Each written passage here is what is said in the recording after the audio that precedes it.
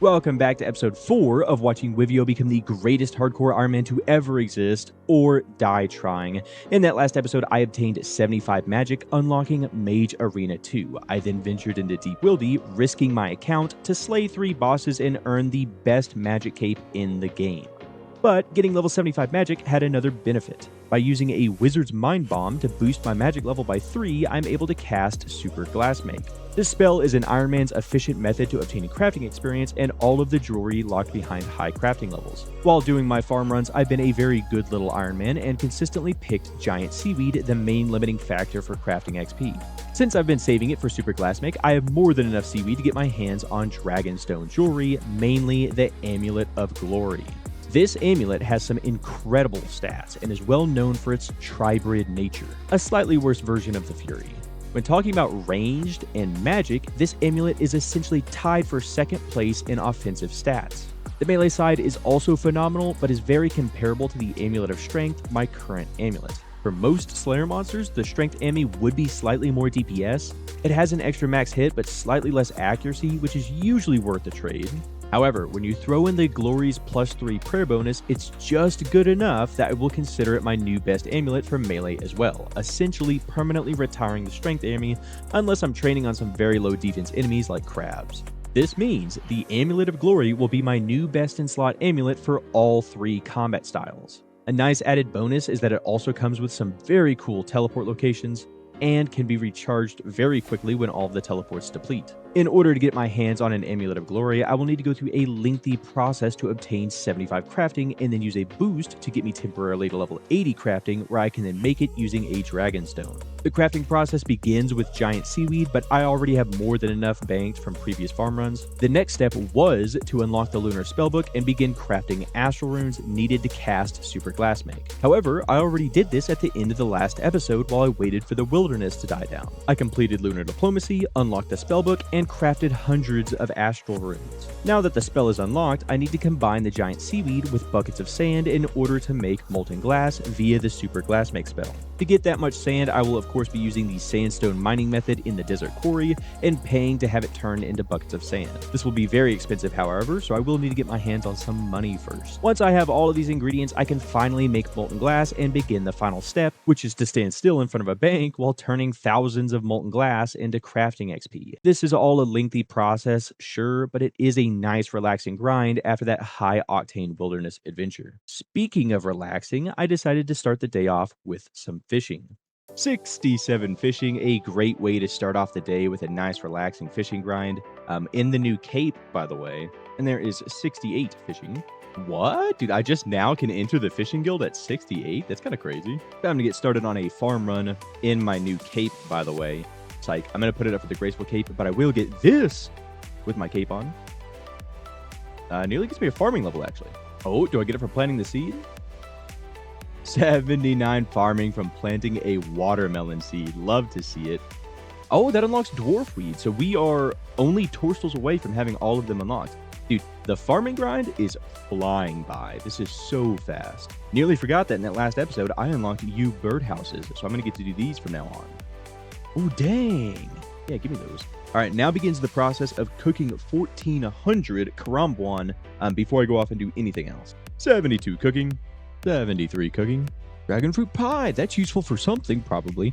Actually, that might be the fletching. Oh, no. The crafting boost. Right, and that's going to be the last of the karambuan, giving me just over 1,000,000 XP, nearly 74. Pretty close. And then outside of the burnt ones, it gives me 1,240 karambuan to eat. Oh, that's going to last me forever. Would it even be a Wivio hardcore episode if I didn't do Varlamore thieving? Of course not. I'm starting over here on the urchin side because I only have 9 keys left. Obviously repping the new cape too, and it looks sick with the rogue outfit. But I need GP. 75 thieving, 76 thieving, 77 thieving, 80 farming. Dude, these hardwood trees are so much XP. Absolutely beautiful looking level. Is that only my second level 80 besides combats and farming? It is, dude. 80 farming, the second level 80 on the account. Wow. And now I'm going to plant teak trees over here, so whenever they grow, I get to have a close teak tree to bank that I can do for my construction grind. 78 thieving, 79 thieving, The big level 80 thieving being our third, if you don't count combats or fire making, our third level 80 skill. Oh, it's beautiful. I can now pickpocket heroes. I've never done that before, ever. All right, time to check and see how much money we made. So 350,000 GP. That comes from the urchin side because they don't give you valuables. They just give you cold hard cash. Let's use this on you. 12,000 valuables. Goes out to be. That's it? Dang. All right, well, we made a mill. So yeah, 350,000 plus the 650,000. The cash stack is looking juicy. Look at that. Oh, take a good long look at those beautiful level 80 stats. Because it's not beautiful anymore. I just ruined it with 81 woodcutting. I'm only over here because I need U logs to do the U birdhouses, and I only had like 10 left over from doing that fletching grind. So I need to stockpile probably like 100 or so, and then I won't have to worry about it for a while. It is time to get me some sand from the quarry sandstone mining. This is going to cost over 500,000 GP. I'm not sure the exact amount, but that is why I did all of that thieving. Of course, I need a ridiculous amount of sand for that super glass make crafting method. The math on this is extremely confusing to me, so I'm just going to have to wing it the first time around. And then whenever I come back here, I'll have a better idea of how much I need. We have 0 buckets of sand, and we have a ton of buckets. I'm going to go and deposit all these buckets. Let's see how much we can get in the next, like, I don't know, hour or so. I think this spot over here might be better. Let's overestimate it. So 2,500. Oh, 78 mining. Dude, I was doing math. Okay, something just came up and I need a lot of AFK time, and I want to be doing sandstone mining, but it is not AFK at all. And I decided that I thought you had to have the quest completed to do this like calcified rock mining, this place over here. But I don't think that's true. So I'm going to come over here, I'm going to try to mine it and see if they'll let me do it. Quit talking to me. Okay, I really don't know what to expect from here. I don't understand the XP rates or how these drops work, but the point of this is it's AFK prayer XP. That I've never tried before.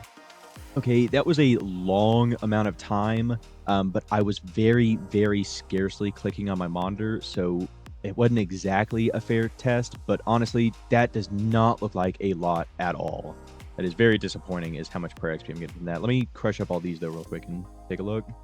Oh, I could have just done that in my head. So 12,000 per XP is not a lot at all. That's extremely disappointing. I was really hopeful for this method, and that just let me down. Anyway, this is a new thing where you can stack clues. I don't really know a lot about it yet. I'm going to have to wait until I understand it a bit more to talk about it. Oh, I also got these calcified moths, but these are just a method to teleport back to this place later. Okay, so the total there was 4,000 buckets for 200,000 GP, but the hourly rate was 130,000 GP for 2,500 buckets per hour. Either way, that's plenty to get me started for now. Okay, so the next step is I need a bunch of Wizard's Mind Bombs because I'm only 75 magic, so I have to boost in order to use Super Glass Make. And I'm going to get those over at the Dwarf place, which I actually get to use this calcified moth here to teleport there. What a goofy animation. Yep, sure enough. All right, now that I have plenty of Wizard's Mind Bombs, it's time to swap over to the Lunar Spellbook, and then I'm going to go to the Ferox Enclave to do the Super Glass Make. This is because it's technically the wilderness, and I got a looting bag over at Major Arena 2, so I'll be able to use that looting bag to quickly pick up all the molten glass that spills over onto the ground. That's a strat that I saw online. Okay, so this is what the inventory is going to look like, looting bag and all, and then I'm going to drink this. I forgot the runes. Okay, now I'm ready. So now we cast it while we're still boosted. That makes some molten glass on the ground, and the rest is in my inventory. So let's deposit all of this. And then we need to get out more sand and seaweed. And then I try to quickly cast it again. And then now, before these on the ground despawn, I need to pick them up, and they'll go straight into the looting bag because I'm technically in the wilderness.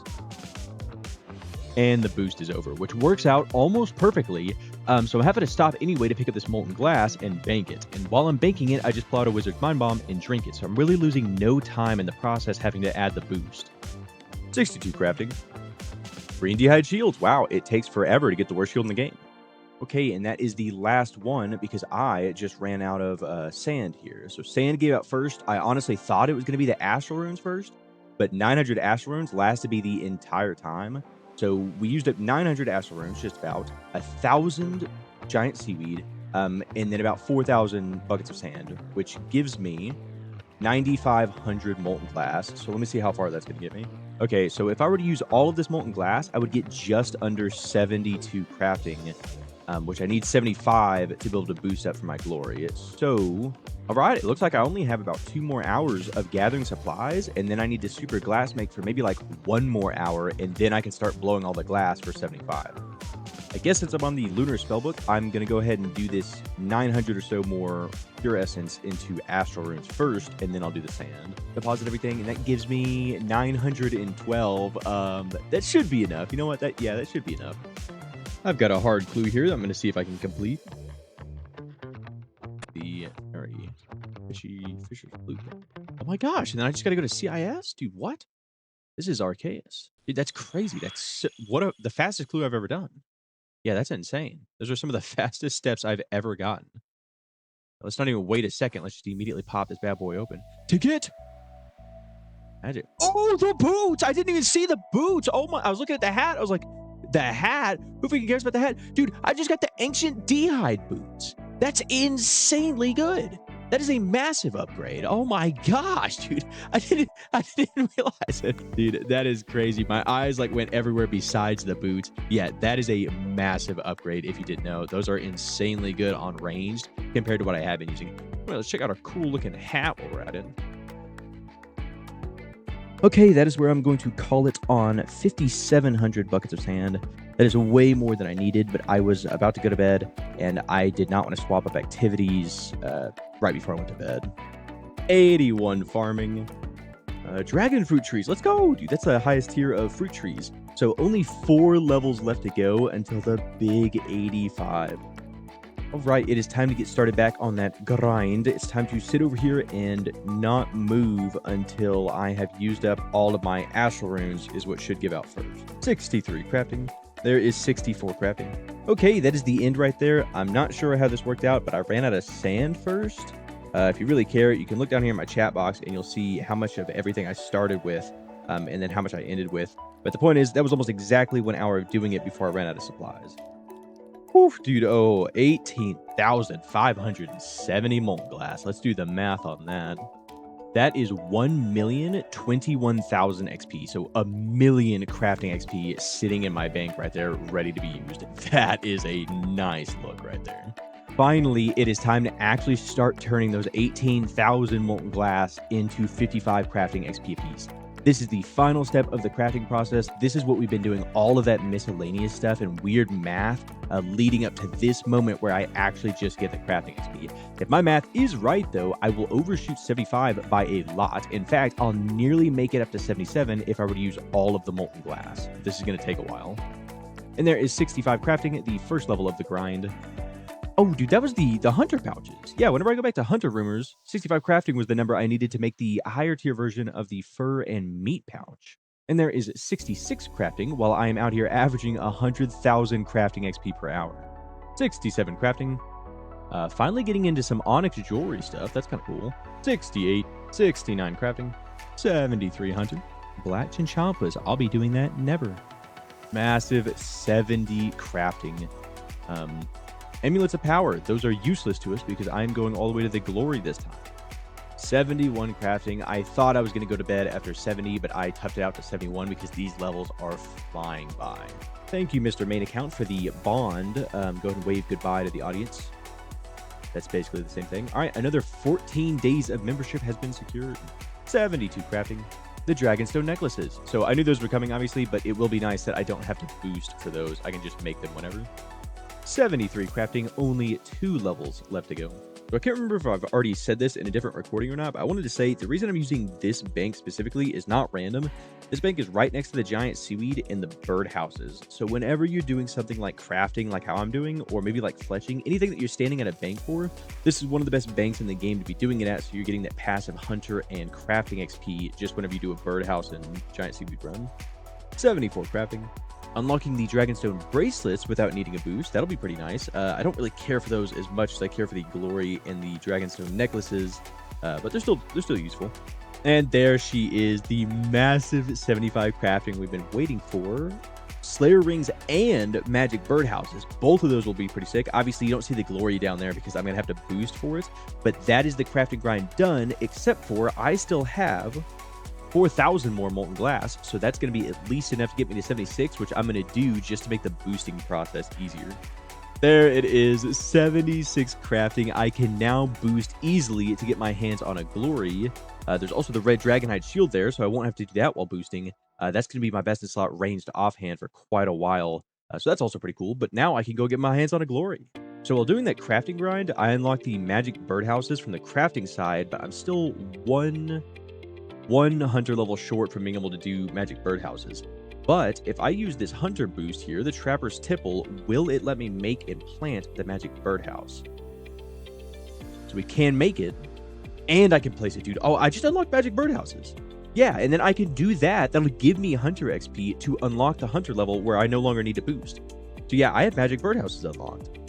82 farming. I can't believe I got that tonight. These watermelons this run were going freaking hard, but there's 82, only 3 levels left to go until the massive 85, and I'm basically done with farming.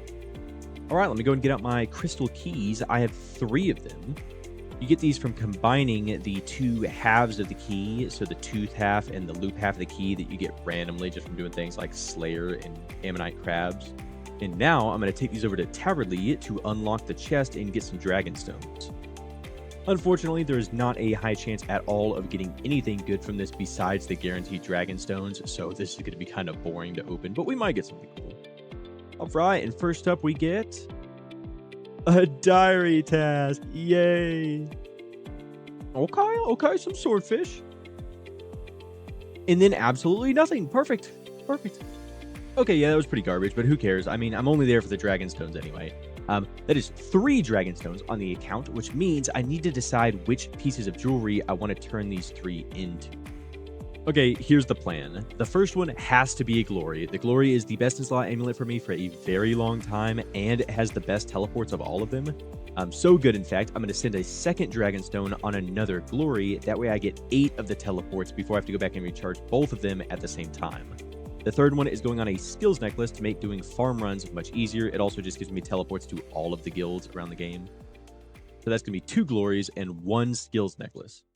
It is finally time to get some Dragonstone jewelry on the Hardcore Ironman. How exciting. Let's go and drop a gold bar so I don't accidentally screw this up and make too many of the wrong thing. Chisel my Dragonstone.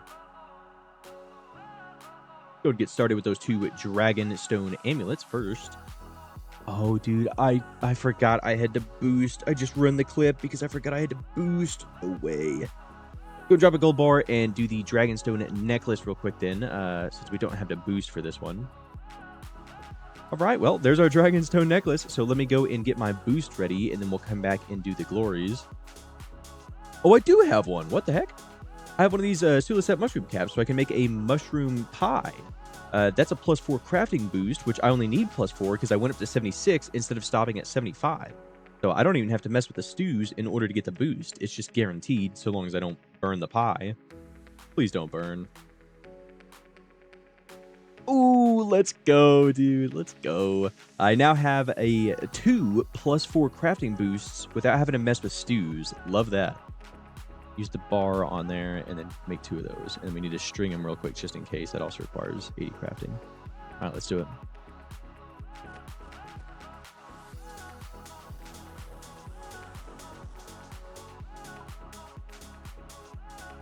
Let's freaking go, dude. I did it. I have 2 Dragonstone amulets and a Dragonstone necklace.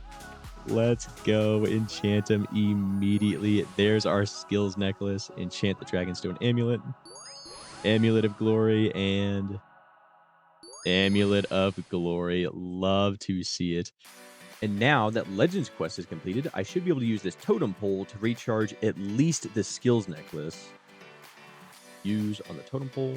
Yep, there is 4 charges on our skills necklace, and I don't think the glory works. Oh, that's a hard arty task. I did not know that. Cool. All right, off to Berthorpe to recharge the glories, or charge them, I guess.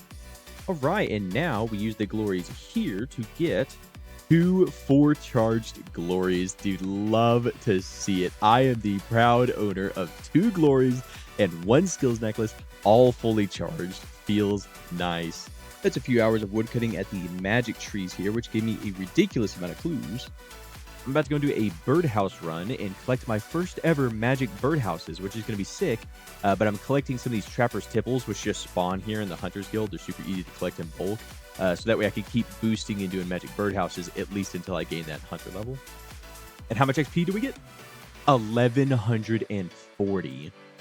I forgot my hammer and my chisel. Let's go ahead and pop our boost and remake that magic birdhouse. Taking a look at this, my teak trees just finished growing over there on Fossil Island.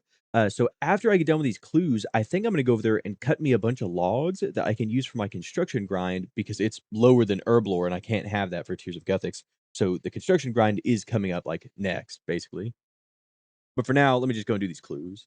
Okay, and for the elite clue, the lava maze. Let's go. Yes, the wilderness lava maze. Yep, well, for better or for worse, that doesn't leave me any choice. So, time to start explaining. Doing clues is a very important part of being an Ironman. I want many of the rewards that they have to offer, but since I've started recording, I have only completed 2 hard clues out of over 10 attempts. My current completion rate is under 20%. After the addition of the new scroll boxes, I've decided to take clues more seriously. I will not be attempting a hard or elite clue unless I have 2 of them. By drop tricking them, I have a much higher chance of getting a completion than just doing each one individually. I probably would have gotten 2 or 3 more hard clue completions had I been drop tricking all of those that I ended up failing to do. Scroll boxes have made drop tricking so much more convenient that I really have no more excuse to not be doing it.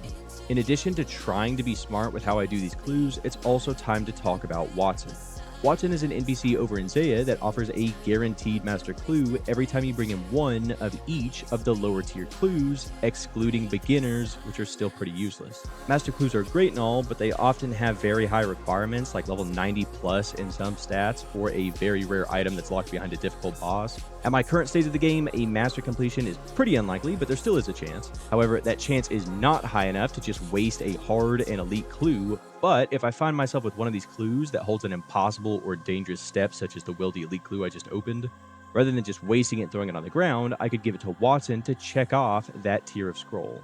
It might look a little complicated because he wants 4 different tiers, but the easy and medium tiers are extremely quick to get, and I can go out and farm them whenever I want in under like 30 minutes. I also obtained quite a bit of hard clues through Slayer. They aren't really fast like the easy or medium clue, but I do a lot of Slayer. So pretty much with Watson, one way to look at it is that I can turn any bad elite clue into a master clue, because the other tiers are pretty easy to get my hands on, which is exactly what I plan to do with this one that I just opened that's trying to send me into Deep Wildy as its first step. I have seen very little elite clues on this account so far, but doing Barrows is just around the corner and it's going to provide me with quite a bit of elites. So I figured now is probably the best time to be talking about all this. Basically, to summarize, I'll be focusing more on drop tricking clues in the future for a higher completion chance, and any bad or impossible clue steps can be sent to Watson to be turned into master clues. Oh, Mr. Watson, I've got an elite clue with your name on it. I could just check. An easy, a medium, a hard, and an elite before I can give you a master clue. So you can go ahead and have this elite clue. Hand over the elite clue. And I think, yeah, you can go and have this medium and the easy as well. They're just too easy to go out and get more if I ever wanted more, so I might as well go and turn them over whenever I have them. But I will not hand over the hard clue because I have 2 of them. It would be smart to try to actually get a completion. I'll drop trick the 2 hard clues, go for a completion, and if I fail and come up on a wildy step or one I can't do, then I can give it over to Watson. But that would be the smartest. All right, now drop this one and open this one. Hans and Lumbridge, so both of them do have a doable first step. The Fishing Guild, I just unlocked that. Take this, cat. You thought I wouldn't see through your disguise? Boom! Level 19 Wilderness Obelisk, perfect. So this is a great example of why I'm doing exactly what I'm doing right now. So this is actually not that bad of a step, but if I finish the other clue, then this will be the first step technically of a new clue. So I'm going to hand this one over to Watson. So let's try to finish this other clue first, and assuming that we can finish it, then this is the one that goes to Watson. Now let's go and check the steps. And 3 steps have already been completed, even though I have not touched this clue yet. Obviously, because it was carrying over the steps from the other clue, that's why we do drop tricking. What you got for me, sir? Speak to Oziak in Edgeville. Nice, dude. Another super easy one. Oh my gosh. Wait. Edgeville. Boom. Look at that teleport, baby. I am loving the Dragonstone jewelry. All right, this is step number 5, so that has to be a casket. There it is. All right, let's go and handle the other clues and handing over that bad hard clue to Mr. Watson. All right, before we open up those caskets, let me go and hand over this other hard clue to Mr. Watson. It's really not a bad hard clue. I definitely could go out there and do it, but this is technically the first step because I did drop tricking, and it's also the last clue I need in order to get the master clue. There she is. And of course, it's a master clue scroll box because I already have a master clue sitting in my bank. Speaking of that master clue in my bank, I should probably go back and drop it on the ground just in case I happen to get a master clue from opening one of these caskets. Put this here master clue on the ground just in case. You never know. All right, up first is the easy casket. Oh, wait a minute, dude. I didn't even know you could get these from easy caskets. That's an unholy blessing. So that's a +1 prayer bonus. And that'll act as a Zammy piece. I think that's the Zammy one. Whenever I'm in God War's dungeon to stop the Zammy minions from attacking me while I'm down there. So that's actually a huge pull. All right, on to the medium clue. That's a pretty tough act to follow, Mr. Medium Clue. What you got? Yeah. And for the hard casket, we get... I think that's pointless. Yeah, I think the red one's pointless. That's some alch money, though, in rune stuff. Pretty ironic that the easy clue was the most exciting one because it gave me a blessing. All right, I'm going to put up my 2 master clues back in the bank and hold on to them for a while. If you're curious, the first step of this one is to get an Avandis flail, which is super easy to do. I just haven't done it yet. So at some point, I will actually go and do that. It is finally time to move on to collecting teak logs for my upcoming construction grind. 82 woodcutting over at the teak trees. All right, and that is just over 2,500 teak logs. I certainly do not plan on making 2,500 planks at the moment, but it's always nice to have a little bit of resources stockpiled. It is going to take a lot of GP to turn even like a quarter of these logs into planks, so I do have to go and make some GP first. Let's go, baby. Time for some more thieving. I say it every single episode. I'm going to say it for the rest of the time. This Varlamore thieving method has completely changed the game of RuneScape. Completely. So I love coming over here. I love any time that I need to come over here and make money because it's just so AFK and nice. 81 thieving now unlocks the second to last room of Pyramid Plunder. 83 farming, 2 to go. 82 thieving. I can now pickpocket Vyres. I believe that's how you get the blood shards from the thieving side, but I don't know the rates on that. I don't know if I'll ever do that.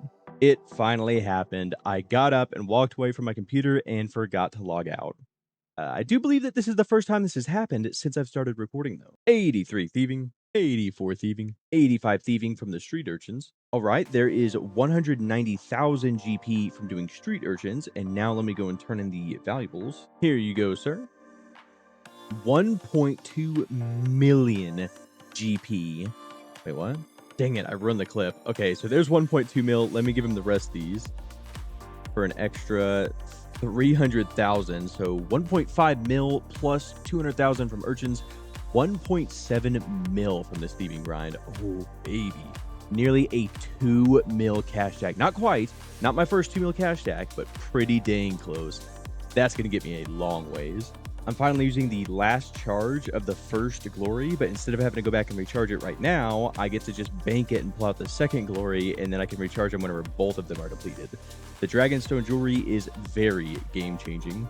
I don't expect much, but I do have 2 easy and 1 medium caskets here. Easy casket. Garbage. Yep. Oh, what the heck is that? The rainbow for 200,000? The rainbow, good one. Of course, it's only worth 200,000 on the GE. I don't think it allocs for anything, so it's kind of pointless. And then the medium. Yeah. Oh, and then when I'm done, I just get the skills necklace straight into the entrance of the farming guild. Okay, I've said this in the past, but I don't really know all that much about forestry. I've kind of just been mindlessly doing every event that popped up while I was doing woodcutting and not really looking into what the rewards got me, so I have accumulated over 20,000 anima-infused bark. I've looked through all the rewards, and most of them seem kind of garbage to me. I don't really know why I would want like a felling axe as an Ironman, because I kind of want more logs. I don't want an item that's going to reduce the amount of logs that I get. The gloves don't seem bad. I'll probably get these at some point. But the main appeal is these plank sawmill vouchers, What these do is whenever I redeem them over at the sawmill, it'll turn 1 teak log into 2 planks, which doesn't sound that impressive because getting teak logs is pretty quick, but it also halves the price per plank. Since construction is a very expensive skill to train, these are going to be extremely nice for saving me a ton of money and also a little bit of time doing teak log woodcutting. All right, let's get it. 1,500 sawmill vouchers. That's 1,500 free planks. My calculator is telling me that I just saved 750,000 GP in planks. Time to get started actually making the planks and also to dip into my nice, beautiful, nearly 2 million GP cash tag. All right, that is over half of my vouchers used up, giving me 1,700 planks, which is far more than enough that I need right now, and spending like 400,000 GP. So yeah, this is a costly skill. All right, time to get started on the construction. I'm at level 57 construction, which means I only have to go up to 60 to get Tears of Guthix to go back into Herblore. So that's going to take like 0 time. 58 construction, 59. I unlocked so much, and I'm not going to read any of it. Level 60. There is level 61 construction, which also coincidentally gives me just enough points to go and buy my plank sack. This is easily the best reward that you can get from here, and it's going to make doing this a lot nicer. There she is. And then Phil. And that is 27 more planks than I previously had, so I get to do a lot more homes before I have to stop by a bank. And now that construction is level 61, it's time to do Tears of Guthix. And there is 9,000 more Herblore XP. And now, to keep Herblore from just immediately passing construction and making me do all this again, I'm going to stay doing mahogany homes until I at least run out of planks, which is like 550 more planks. 62 construction. 63 construction, 64, 65 construction, 66, 67, 68, 69. That is just about the end of the planks right there, but am I really about to end at level 69 with a third of the way to 70? There ain't no way. 300 more planks, that should be a little bit overkill. And there is another base 70 stat. 70 construction has been achieved. That did unlock doing the mahogany version of mahogany homes, but I will not be doing that. They're so much more expensive that I would save more time just doing teaks than the XP bonus from doing mahoganies. I do believe I'll be calling the video right there. I got my hands on that Dragonstone jewelry and finally finished my mini goal of hitting 75 magic that I put in place 2 episodes ago. Level 70 construction was a nice surprise that I didn't really plan for. In fact, it was so quick and easy to bring it to level 70 that I might just have to consider trying that with smithing as well. Thank you for watching. I hope you enjoyed. Until next time.